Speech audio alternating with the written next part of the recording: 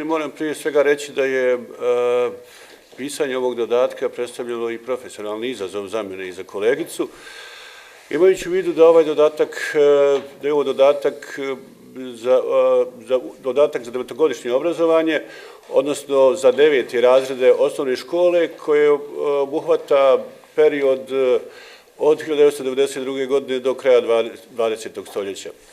Ono što je karakteristično smo se vodili mišlju sine ere studio bez mržnje i naklonosti, dakle radili smo dodatak udžbeniku na osnovu relevantnih istorijskih izvora i literature i ovaj dodatak obuhvata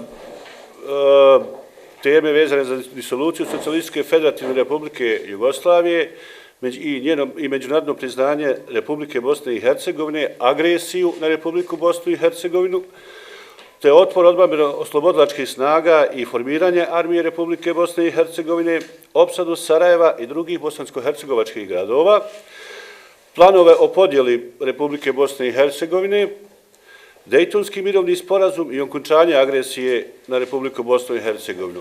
Posebno su se bavili također i ratnim zločinima u Republici Bosni i Hercegovini, stradanju civila i koncentracionim logorima, kao i stradanjem djece i genocidom nad Bošnjacima u Srebrenici.